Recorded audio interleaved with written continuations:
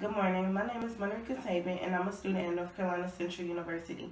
I'm here on this morning to conduct an interview with you for my senior seminar class. The purpose of this interview is to gain insight of what it's like to be a social worker. I will record and submit this video to my professor. Could you introduce yourself? My name is Diann Murphy. I'm a licensed clinician, LCSW. I also hold a license in substance abuse treatment as an LCAS, which is a licensed clinical addiction specialist. And I also hold a credential as a substance abuse intern, so I'm able to do supervisions for individuals who are interested in obtaining a substance abuse license or a mental health license in the state of North Carolina. I received my undergraduate degree from North Carolina Central University in their social work program under the leadership of Dr. Isaac Robinson, which I think he's since retired. Right after that, immediately following that, I went to work for several years as a child protective services social worker in Lee County. And then like 4 years into that, I decided that I wanted to work with people from a broader standpoint because I noticed that, working in the CPS field, they more so focused on the needs of the child, which was okay, but I felt like families needed more so the holistic approach. So that prompted me to pursue my graduate degree in social work. So I went back to UNC. I did advanced standing program at the School of Social Work, and I received my master's in a year. So 2004, I graduated with a master's in social work. Then went back to CPS for about 5 more years, and then in the process of doing that, because I did love that field, I'm considered a child welfare specialist in the state of North Carolina because of my experience in child welfare. Decided to pursue the clinical piece, which was the mental health piece, and found the best thing, very rewarding field. I have a strong passion for people, specifically children. But here I would say 3 years into that, I started clinical piece and decided to go into private practice. So I initially started off as an independent practitioner, but maybe a year into that, decided to incorporate. So New Beginnings Counseling Services, which is a mental health agency that I own and operate, was established in 2010. We started off with one office in Pittsburgh, which is the area I'm from. So I decided to start there, but we quickly ventured here because of the clients that were coming out of this area. So right now we have this office in Pittsburgh, one in Solid City, and then we have a satellite office in Dunn, North Carolina. So we have like 4 offices. We specialize in addiction treatment, mental health treatment, which consists of individual psychotherapy, group treatment, medication management. We have a psychiatrist that comes on staff once a month, and he manages medication of our mental health clients. Up until yesterday, we were doing DWI treatment. We did that for like 6 years. So if a person obtained a DWI, they would come here and get their treatment. So I am looking at downsizing some, but that's one of the areas that I omitted. But we do continue to specialize in substance abuse treatment. We are nationally accredited on a national level. I actually can really go through that process in the next few days. And that's pretty much it. Our population range from ages 5 all the way up. I work with a lot of children. Some of the models that we use here are the behavior modification theory. We focus a lot on the disease model, the relapse prevention model in our substance abuse programs. We have a lot of clients in this area. Sometimes I have to turn people away because we have so many. But I have a couple of clinicians that work alongside me, but I do a lot of the clinical work. I serve as a clinical director here, and we also have case managers, which is considered qualified professionals that do additional work. So it's very rewarding, and I've been in the field now over 20 years, so I haven't really, slow it down a little bit, but it's very rewarding. So when you love what you do, it really don't seem like work. That's why I work so much, but that's pretty much it. Okay. I appreciate you having me today. So tell me about your agency. What is your mission and vision here? Well, our mission is to promote healthy lives, and our vision is to provide quality services to clients, who are in distress, struggling with mental health, substance abuse issues. Our hope is to help them, identify the strengths in their lives and various techniques that would help them counteract whatever problems that they may be having. So basically, the serve as a support and an agency that would help them, identify some of those areas of their life that that they can overcome. What have you done to ensure that your agency follows your mission and vision? Of course, we hold monthly staff meetings, so my staff, they stay abreast of different changes in the state. They're highly trained, and we go to various trainings throughout the state to keep us abreast of different issues. Like opiate addiction is a major problem now, so we stay abreast to that, and we go to different trainings to educate us on it. And we bring the clients in. We have a human rights committee, where we include the clients. We give them an opportunity to, share any concerns they may have, or any opinions, any comments or suggestions they may have for the agency. We give them an opportunity to do that. So we try to take all of that into consideration, and we work a lot with the community, with court systems, and like the probation officers and attorneys. So we, try to maintain a good relationship with them. What are some of your approaches and methods that you use in your work? I know you already named Yeah, some. I named none. But could you elaborate on one of them? Probably the behavior modification theories. I use that a lot with children. I work with a lot of children. Some are in foster care, some are in level 3 therapeutic group homes. So my concept, or that, the reason why I like that particular model is, I like the reward and consequences. I think that's very effective with children. A lot of times if they know that, it's something in it for them, you may begin to notice change with them. So I do the behavioral contracts with them, and we'll monitor, how they're doing, and, if they make a certain amount of progress over a certain period, I reward that behavior. So in most instances, if a child knows that, that there's a reward in it for them, they'll begin to change their behavior. They may think twice about, the negative things that they're doing. So the goal is to, offer them the rewards, but, change their behavior in the process, in their thought process. And so, that's one of the more effective ones that we use with the children here. No, it's good. What influenced you to become involved in the field of social work? As a child, I always seen my mom. I watched her help people all my life, and it just gave me a drive or passion to want to do the same. She never went into that field, but she's always had a heart for people. And I do believe in this field, you have to love people. Like, you just can't go into the field of social work and not like people. So just having a passion for people, having a desire to make a difference in people's lives is very important. So even before I went to social work, I've always been that way. In every area that I worked in, it's been in the capacity of helping people and being a good listener, and trying to help them figure out, different strategies for dealing with problems in their lives. So it was almost, a must for me to go into social work. So it just came in line with what I was really already doing, destined to do, Let's see. What skills and qualities do you possess that is a necessity for social workers? The ability to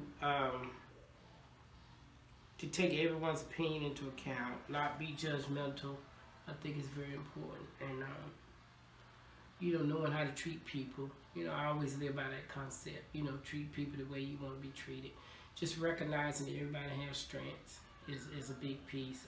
So regardless of what a person's going through, everybody has some strengths in their life that could, that they could build upon. So just keeping that piece in mind, and just, helping clients recognize that, because a lot of times they don't. If you're so down in the dumps, you're not even going to recognize what your strengths are. You're going to think that you don't have any. So basically, you're steering them in that right direction, and helping them realize, that where they're at for that moment, they may not always be there, and that there is a better tomorrow, because we all struggle.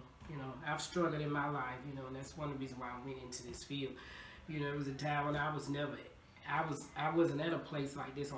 I needed help. So, I think back on, some of the challenges I had in my life, and I always wanted somebody to be there for me. So I think back on that, and that in itself, it gives me the drive to want to help people more, because I know how it is to struggle, and I know how it is not to have. So, you want people to have some type of insight on what they need to do to build a better life. So if you don't teach them, or if a person don't know what to do, they won't do it. So a lot of times you have to teach them, and you have to educate them, in appropriate ways to respond to different situations. So you can't always expect people to know. You can't always expect that they know what steps it takes. Mm-hmm. So that's my goal as a social worker / therapist, is to educate them on their strengths and the possibilities that they enhance within themselves. What was your biggest weakness when you began your career in social work, and how has social work helped you overcome that weakness? I don't know really, because I always had, I don't know, I just probably overwork. I tend to overwork myself. I tend to do too much. I have a type A personality, so I tend to take on too much. And I think that one of the things I've had to do or learn to do as I get older is to refrain from doing so much. Even though I work out, I do things to kind of, enhance my own self-esteem or whatever, to keep me going, physically and mentally. But at the same time, my business grew pretty quick, so I had to grow with it, and I had to, make a lot of changes. I think one of the weaknesses I probably would say is, like, I expect a lot out of people, like out of my staff, and what I've learned in this field, everybody ain't gonna be like you, I probably never find another me, Look, if I could clone myself. So I had to kind of lower my standards some when it came to my staff, because a lot of people work for me and be like, oh, like I didn't realize, it was going to be like this. Because I'm very meticulous with my work, with documentation, making sure you cross your I, dot your T, cross your T, dot your I, that type of thing. So anyway, I had to recognize that everybody is not on the same page, and just respect where they are. But at the same time, I just, look for people to be receptive to what I have to teach them. And, because I've been in the field a long time, even though I don't look.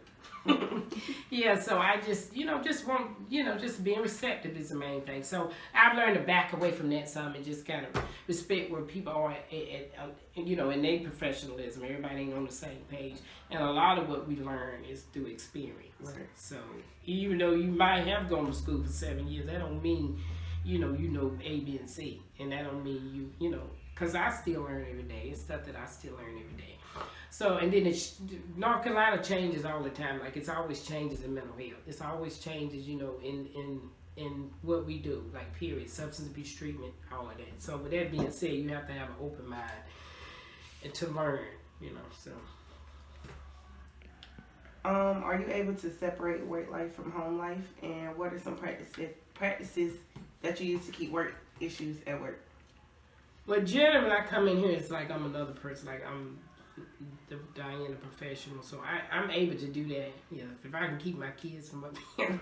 Yeah, I'm able to do that. Yeah, and I generally when I come in, people respect that, because they know I've been in the field a long time, and it's like my baby, So I don't have an issue with it, because secondly, my kids are grown, and then I'm divorced, so it's just me, at home. So that's never been an issue. And even when they were young, they respected it, What do you like most about being a social worker? Just making a difference in people's lives. Them coming back and saying, Miss Murphy, you really hit me. I appreciate all you done. Just knowing that I made a difference in somebody's life. So when I leave this earth, just to know that I've done that would be, the best feeling. Have you ever been faced with an ethical conflict or any conflict in your experience as a social worker? How did you handle the situation? Well, you know, I encounter it every so often because being from this area, I know a lot of people. So generally, like if a person needs services, you know, I won't see them. Depends on, you know, the actual relationship, you know, the content of the relationship. But in most instances, like if it's like a church member or family member, I send them somewhere else. So when I explain to them, you know, my license on the line, you know, I can't take a chance of servicing you here. Even if they're seen by one of my other therapists, I still can't see them here because it's still a conflict because I'm the clinical director. So at the end of the day, you know, any disposition will lie with me. So yeah, I do good to try to avoid that, you know. And sometimes, you know, it might not always appear to be an ethical conflict. So that's why we have staff meetings to address that, clinical meetings to address those types of issues. And sometimes, you know, that's one of those learning experiences where a lot of people may not know, oh, that's a conflict. Right. It might be something simple as you doing a lot of communicating on Facebook. You know, it's first of all, it's a breach, you know. But then just being able to assess those situations, you know, so a lot of my staff don't really know. Oh, it's a conflict if I do this with them or that. If I invite them here, oh yes, major conflict, Right. you know. Because once you step outside of that professional role, you know, then a client, it's hard for them to ever see you in that role again, you know. So that's why it's better to just stay that way while you can. Right. What are some tips that you have for someone who is interested in pursuing a career in social work? I would say go for it. If you have a passion for people, you love people, you have a desire to make a difference in people's lives. Social work is such a broad field, you know. And I tell people, if you love people and you know that's what you're going to do, it's the optimum, you know, degree or field to go into because you can do so much with it. Because I've done a lot with it. Like I've worked in the hospitals, I've worked in school systems, I've worked with Department of Social Services, I've done independent practice, I've contracted with other people, I've done a lot of clinical. It was the clinical work that brought me into this area here, but before that I had even done a lot. So with that being said, in all of those areas I worked with people in some capacity, and I think it made me a better business person, you know, as it relates to running this business, because I've seen a lot of different incidents, a lot of things happen, seeing, you know, people from different areas, you know, as far as substance abuse, addiction, mental health, and child welfare. You know, I work with a lot of kids who are in foster care, and I work with a lot of the parents who are attempting to get their kids back. So just having a wide range of experience in all those areas, you know, is very important. So social work to me would be the optimal field for anybody to go into if they have a desire for people. You know, whether it's indirect or direct or macro or micro. You know, I think with me though, when I first started out, my passion was direct practice, and it still is to this day. So even though I run a business, that's why I never stopped doing treatment, because I have such a love for people, like just making a difference in their lives. I'm not the type of person just stand back and just watch everybody else work. Like I like to get in the mix and just do work. So yeah, so that was one of the things I had to kind of struggle and weigh my options, and you know, so I hired more admin people so that I can continue to do treatment.